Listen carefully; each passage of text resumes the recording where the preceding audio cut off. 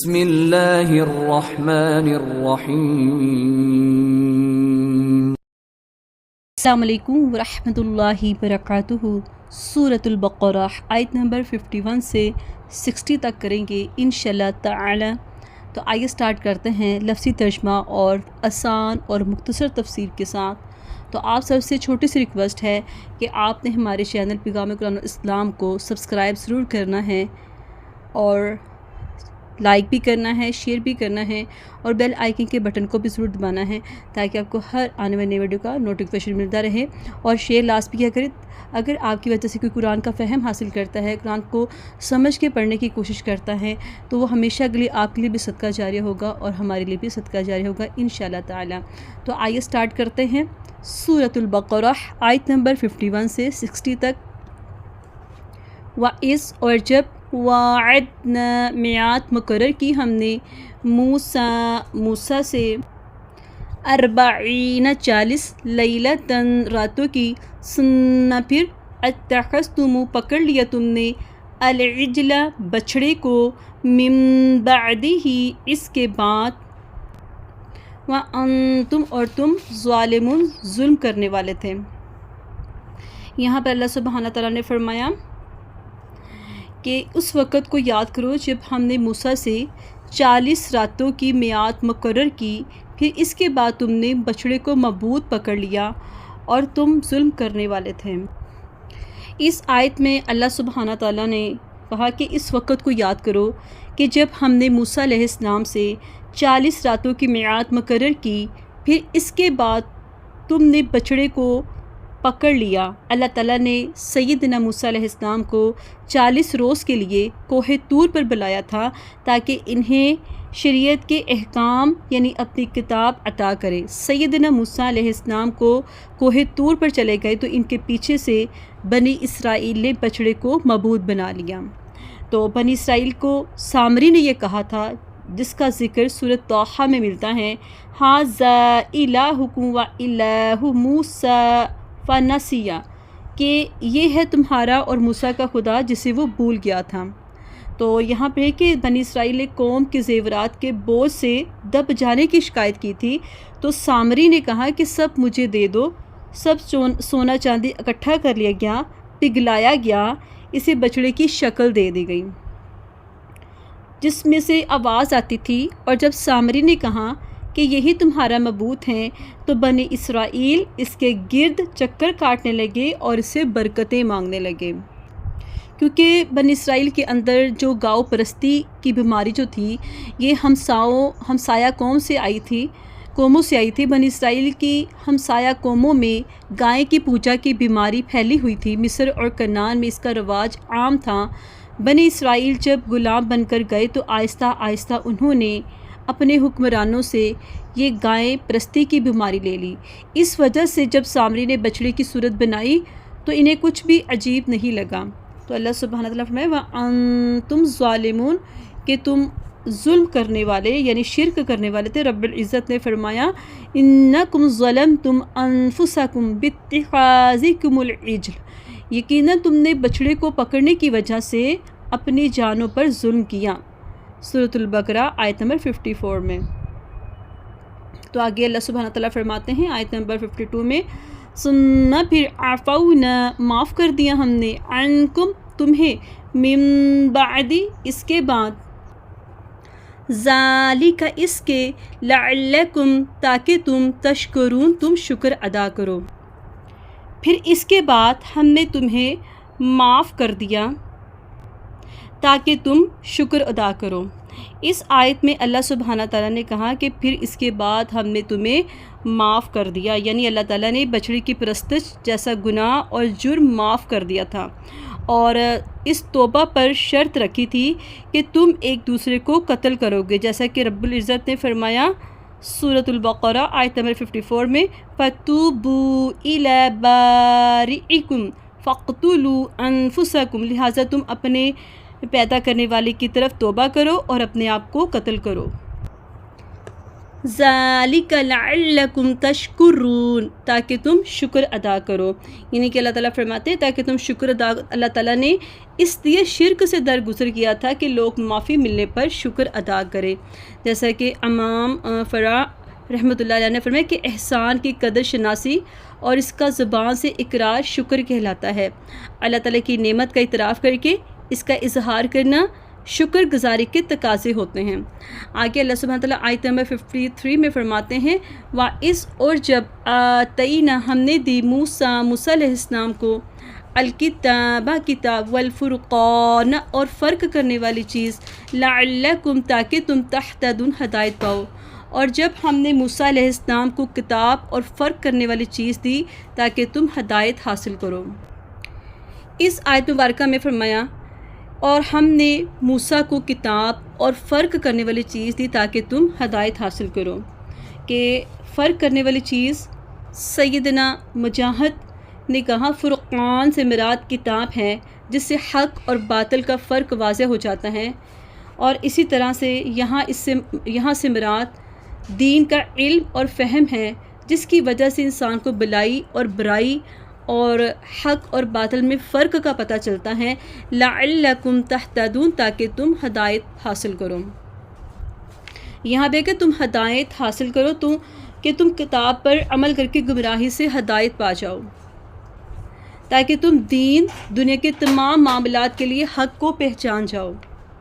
اسی طرح سے اللہ سبحانہ تعالیٰ آیت نمبر 54 میں فرماتے ہیں وَإِذْ، اور جب قال، کہا موسیٰ علیہ السلام نے لِقَوْمِهِ، اپنی قوم سے، یا قومی، اے میری قوم، اِنَّکُمْ، بے شک تم نے ظلم کیا،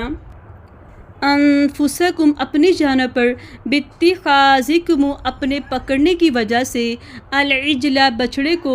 فتوبوا، لہٰذا تم توبہ کرو، الی، طرف بارئکم، اپنے پیدا کرنے والے کے، فاقتلوا، سو تم قتل کرو، انفسکم، اپنے آپ کو، ذالکم، یہی ہے، خیر، بہتر، لکم، تمہارے لیے، عند، نزدیک، بارئکم، تمہارے پیدا کرنے والے کے، فتابا، پھر توبہ قبول کی اس نے، علیکم، تم سے، انہو، بے شک وہ،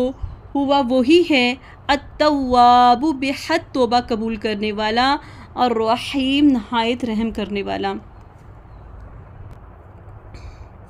اور اس وقت کو یاد کرو جب موسیٰ نے اپنی قوم سے کہا اے میری قوم، یقیناً تم نے بچڑے کو پکڑنے کی وجہ سے اپنی جانوں پر ظلم کیا، لہٰذا تم اپنے پیدا کرنے والے کی طرف توبہ کرو اور اپنے آپ کو قتل کرو، یہی تمہارے پیدا کرنے والے کے نزدیک تمہارے لیے بہتر ہے۔ پھر اللہ سبحانہ تعالیٰ نے تمہاری توبہ قبول کی، یقیناً وہ بے حد توبہ قبول کرنے والا اور نہایت رحم کرنے والا ہے۔ اللہ سبحانہ تعالیٰ اس آیت میں فرما رہے ہیں کہ حضرت موسیٰ علیہ السلام کے کوہ طور پہ جانے کے بعد بچڑے کو اپنا معبود بنا کر تم نے اپنی جانوں پر ظلم کیا، تو اللہ سبحانہ تعالیٰ نے ان کے اس جرم کی توبہ قبول کس طرح قبول فرمائی۔ رب العزت نے فرمایا کہ اور اس وقت کو یاد کرو جب موسیٰ نے اپنی قوم سے کہا اے میری قوم، یقیناً تم نے بچڑے کو معبود پکڑنے کی وجہ سے اپنی جانوں پر ظلم کیا ہے۔ جب موسیٰ نے بچڑے کی پرستش آنکھوں سے دیکھ لی اور یہ بھی معلوم کر لیا کہ اس کی جو بے پناہ محبت ہے، عظمت ان کے دلوں میں رچ بس گئی ہے، تو آپ نے انہیں سمجھایا، آپ کے کہنے سننے سے ہوش میں آئے اور شرک پر نادم ہوئے اور گمراہی کا یقین آیا، اب لگے توبہ تلاش کرنے۔ تو اللہ کیا کہتے ہیں کہ فَتُوبُوا إِلَىٰ بَارِئِكُمْ، کہ لہٰذا تم جو ہے نا اپنے پیدا کرنے والے کی طرف توبہ کرو، یقیناً تم اپنے خالق سے توبہ کرو، فَاقْتُلُوا أَنفُسَكُمْ، کہ بے شک تم نے اپنی جانوں پر ظلم کیا ہے، اپنے آپ کو قتل کرو۔ بنی اسرائیل کے ظلم کے بدلے اللہ تعالیٰ نے انہیں یہ حکم دیا کہ اپنی جانوں کو ہلاک کرو۔ یہاں پر ہے ذَلِكَ خَيْرٌ لَكُمْ عِنْدَ بَارِئِكُمْ، کہ یہی تمہارے پیدا کرنے والے کے نزدیک تمہارے لیے بہتر ہے، یعنی اللہ تعالیٰ کے نزدیک توبہ اور قتل معصیت پر اصرار سے بہتر ہے، یعنی تمہارا اپنے لوگوں کو قتل کرنا تمہارے پیدا کرنے والے کے نزدیک بچڑے کی پوجا پر قائم رہنے سے بہتر ہے۔ فَتَابَ عَلَيْكُمْ، تو اللہ سبحانہ تعالیٰ نے یعنی کہ اس سے یہ سبق ملتا ہے کہ اللہ تعالیٰ سے اپنے گناہوں کی معافی مانگنے کے لیے اسی کے بتائے ہوئے معافی کے طریقہ کار کو قبول کرنا ضروری ہے۔ اللہ تعالیٰ نے بنی اسرائیل کو تب معاف کیا تھا جب انہوں نے شرک کرنے والوں کو اپنے ہاتھوں سے قتل کیا تھا۔ اس سے یہ سبق ملتا ہے کہ لوگوں سے برائی کو ختم کرنے کے لیے، روکنے کے لیے معافی یوں ہی نہیں مل سکتی، اس کی سزا بعض اوقات دنیا میں بھی برداشت کرنی پڑتی ہے۔ جب تک برائی کے اثرات نہیں مٹائے جائیں گے معافی نہیں مل سکتی، جیسا کہ اللہ سبحانہ وتعالیٰ فرماتے ہیں انہ هو التواب الرحیم، کہ یقیناً بے شک وہ توبہ قبول کرنے والا اور رحم کرنے والا ہے۔ اللہ تعالیٰ التواب ہے، بے شک وہ گناہ گاروں کی توبہ کی توفیق دیتا ہے اور ان سے توبہ قبول کرتا ہے، یعنی کہ اللہ تعالیٰ ان کے لیے الرحیم ہے جو اس کی طرف لوٹتا ہے اور اس سے رجوع کرتا ہے۔ آگے اللہ سبحانہ آیت نمبر 55 میں فرماتے ہیں وَإِذْ، اور جب قُلْتُمْ، تم نے کہا، یا موسیٰ، اے موسیٰ، لن، ہرگز نہیں، نؤمنو، ہم ایمان لائیں گے، اس میں جو پہلے والا نور اس کا مطلب ہے ہم نؤمنو، ہم یقین کریں گے یا ہم ایمان لائیں گے، لکا، آپ پر، حتیٰ، یہاں تک کہ نرا، ہم دیکھ لیں، اللہ تعالیٰ کو، جہرتاً، اعلانیہ، فَأَخَذَتْكُمُ، تو پکڑ لیا تمہیں، الصَّاعِقَةُ، بجلی نے، وَأَنْتُمْ، اور تم، تنظرون، تم دیکھ رہے تھے۔ یہاں پر کہ جب تم نے کہا اے موسیٰ علیہ السلام ہم ہرگز آپ پر یقین نہیں کریں گے یہاں تک کہ ہم اللہ تعالیٰ کو اعلانیہ دیکھ لیں، تو تمہیں بجلی کی کڑک نے پکڑ لیا، یعنی کہ بجلی نے پکڑ لیا اور تم دیکھ رہے تھے۔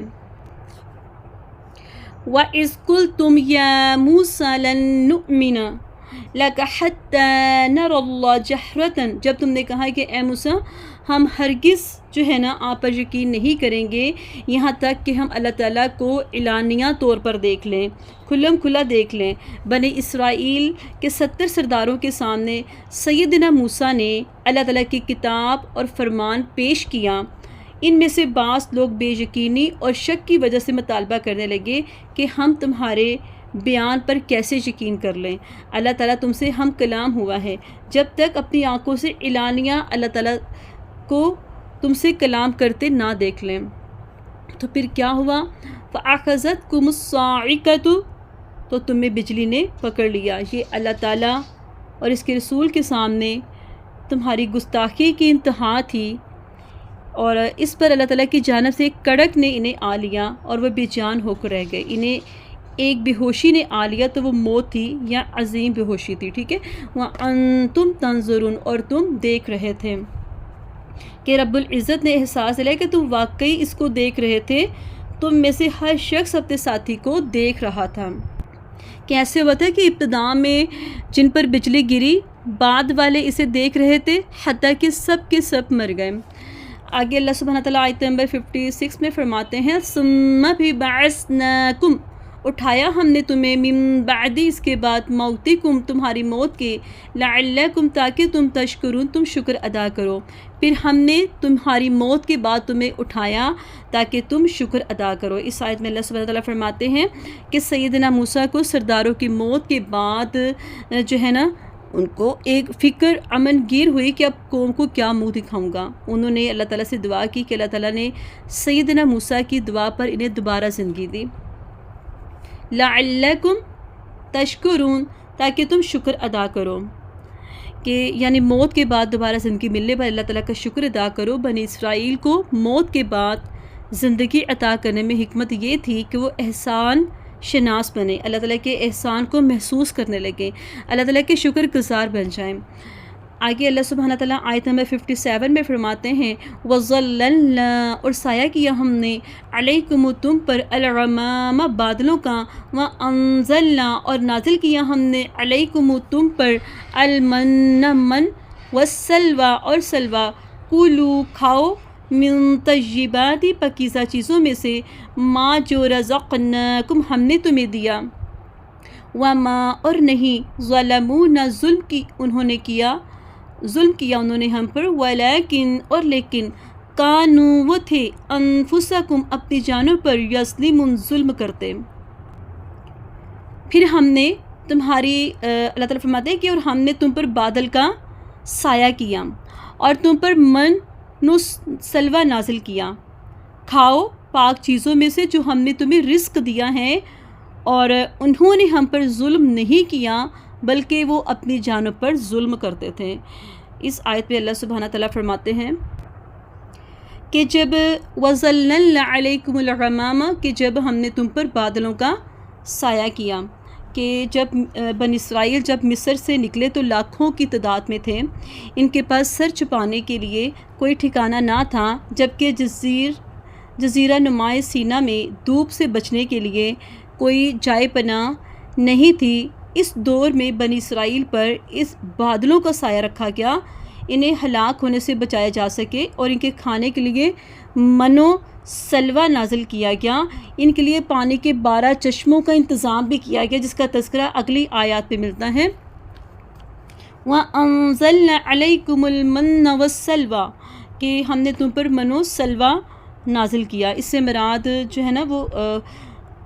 کھانا ہے جو درخت یا پتھر پر گرتی تھی، اوس گرتی تھی اور شہد کی طرح میٹھی ہوتی تھی۔ من سے مراد ترنجبین بھی لی گئی ہے، بعض کے نزدیک شہد یا میٹھا پانی ہے۔ صحیح مسلم میں ہے کہ کمبی من کی اس قسم میں ہے جو بنی اسرائیل اور موسیٰ علیہ السلام پر نازل ہوئی، جس کا پانی آنکھوں کے لیے شفا تھا۔ اور سلوہ سے مراد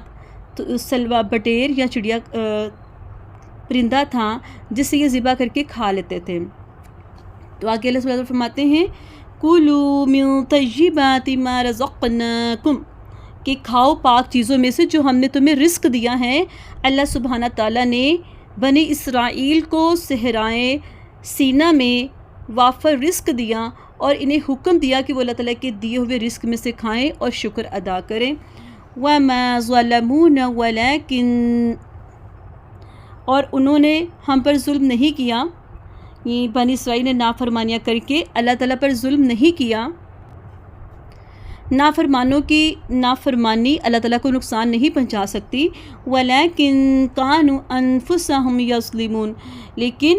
بلکہ وہ اپنی جانوں پر ظلم کرتے تھے، انہوں نے اللہ تعالیٰ کی نعمت پر شکر ادا کرنے کی بجائے نافرمانیاں کی تو ان کے دل سخت ہو گئے اور گناہوں کی کثرت بھی جاری رہی، یوں انہوں نے اپنے اوپر ظلم کیا اور اس کا نقصان انہوں نے خود اٹھا لیا۔ آگے اللہ سبحانہ وتعالیٰ آیت نمبر 58 میں فرماتے ہیں اور اس جب قلنا ہم نے کہا ادخلوا داخل ہو جاؤ ہذہ اس القریۃ بستی میں فکلوا پس تم کھاؤ منہا اس میں سے حیث جہاں سے شئتم تم چاہو رغداً خوب وادخلوا اور داخل ہو جاؤ الباب دروازے سے سجداً سجدہ کرتے ہوئے وقولوا اور کہو حطۃ بخش دے نغفر لکم ہم بخش دیں گے لکم تمہارے لیے خطایاکم تمہاری خطاؤں کو وسنزید اور جلد ہی ہم زیادہ دیں گے المحسنین نیکی کرنے والوں کو۔ اور اس وقت کو یاد کرو جب ہم نے کہا اس بستی میں داخل ہو جاؤ، بس اس میں جہاں سے چاہو خوب کھاؤ اور دروازے میں سے سجدہ کرتے ہوئے داخل ہو جاؤ اور کہو بخش دے ہم تمہاری خطاؤں کو تمہارے لیے بخش دیں گے اور جلد ہی ہم نیکی کرنے والوں کو زیادہ دیں گے۔ اللہ سبحانہ تعالیٰ اس آیت میں فرماتے ہیں وَإِذْ قُلْنَا ادْخُلُوا هَٰذِهِ الْقَرْيَةَ اور جب اس وقت کو یاد کرو جب ہم نے کہا کہ اس بستی میں داخل ہو جاؤ۔ اللہ تعالیٰ نے یہودیوں کو جہاد نہ کرنے پر اور نامردی کے اظہار پر ملامت فرما رہا ہے کہ جب یہ سیدنا موسیٰ کے ساتھ مصر آئے اور ارض مقدس جانے کا حکم ملا کہ اپنے جد امجد کے میراث سنبھال لو، عمالیق کو جنہوں نے اس پر غاصبانہ قبضہ کر رکھا ہے مار بگاؤ اور ان سے جہاد کرو کیونکہ وہ کافر ہیں، انہوں نے نامردی دکھائی اور جہاد سے صاف انکار کر دیا۔ آخر ان کو اس جرم کی سزا ملی اور وادی طیہ میں مدتوں سرگردہ رہے، جیسا کہ مائدہ میں ہے قاریات کے جیسے بیت المقدس سے مراد اللہ تعالیٰ نے سیدنا موسیٰ سے نقل کرتے ہوئے فرمایا کہ اے میری قوم اس پاک زمین میں داخل ہو جاؤ، اللہ سبحانہ تعالیٰ نے تمہارے لیے لکھ دیے ہیں اور اپنے پیٹھوں پر نہ پھر جاؤ اور نہ تم خسارہ اٹھانے والے بن کر پلٹو گے، ورنہ کیا ہوگا کہ تم خسارہ اٹھانے والے بن کر پلٹو گے۔ یہ سورۃ المائدہ آیت نمبر 21 میں ہے کہ یہاں پر ہے کہ بنی اسرائیل سیدنا یوشع بن نون کے ساتھ 40 سال سرگردہ رہنے کے بعد وہاں سے نکل آئے تھے۔ پھر اللہ سبحانہ تعالیٰ نے بیت المقدس پر جمعے کی شام کو شاندار فتح نصیب فرمائی، بلکہ سورج کو بھی فتح کی خاطر تھوڑی دیر ٹھہرائے رکھا۔ جب بیت المقدس فتح ہو گیا تو سورج غروب ہوا۔ فتح کے بعد حکم ہوا کہ اب تم اس شہر میں شکریہ میں یعنی کہ شکر ادا کرتے ہوئے سجدہ کرتے ہوئے داخل ہونا۔ حق تعالیٰ نے یہاں پر تمہیں شاندار فتح نصیب فرمائی ہے اور تمہارے ملک کو تمہارے ہاتھوں سے دے دیا ہے اور وادی طیہ سے صحیح سلامت نکال لیا۔ اللہ سبحانہ تعالیٰ نے بنی اسرائیل پر یہ انعام تھا کہ نافرمانیوں کے بعد بھی انہیں حکم دیا کہ اس بستی میں داخل ہو جاؤ۔ اللہ تعالیٰ نے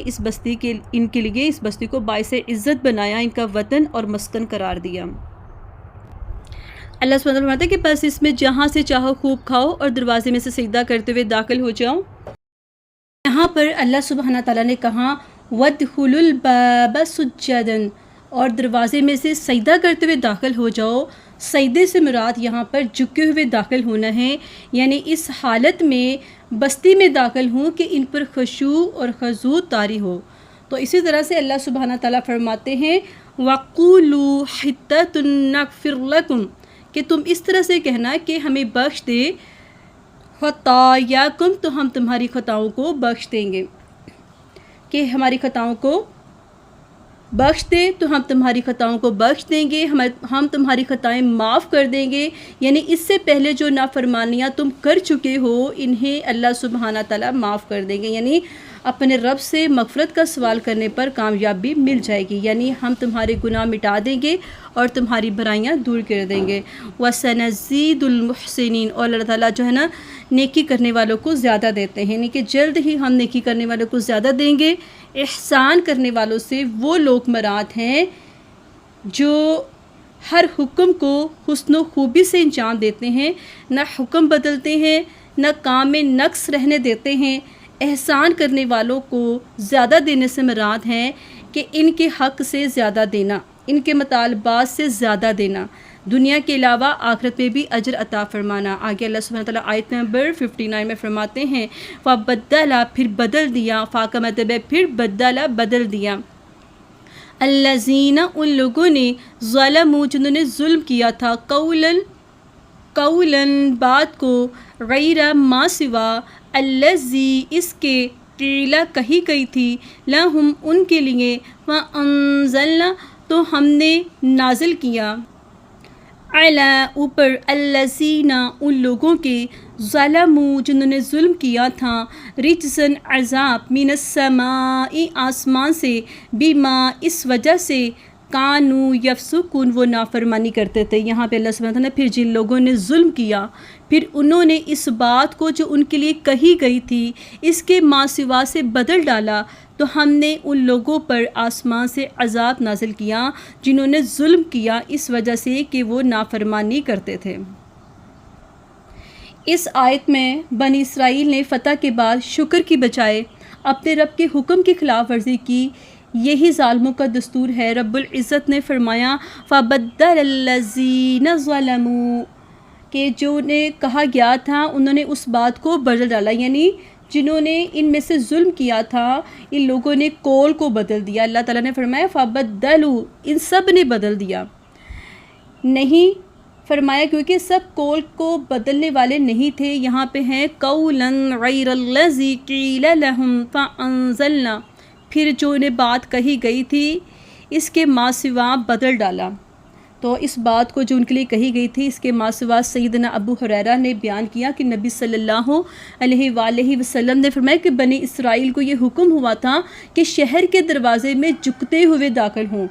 اور حتہ کہتے ہوئے، یعنی اے اللہ ہمارے گناہوں کو معاف کر دے، لیکن وہ الٹے چوتڑوں کے بل گھسیٹتے ہوئے داخل ہوئے اور کلمہ حتاتن کو بدل دیا اور کہا ہبا فی شعرائن، کہ یعنی دل لگی کے طور پر کہنے لگے کہ دانہ بال کے اندر ہونا چاہیے۔ بات کا بدلنا انسان کے تکبر اور سرکشی کو ظاہر کرتا ہے۔ اس سے پتہ لگتا ہے کہ اس انسان کے نزدیک اس بات کی کوئی اہمیت نہیں کہ ایک بڑا شہر ان کے قبضے میں دیا گیا تھا، اللہ تعالیٰ کا حکم تھا کہ عاجزی سے اس میں داخل ہو، مگر وہ تفریحی کلمات بولنے لگے اور اس طرح انہوں نے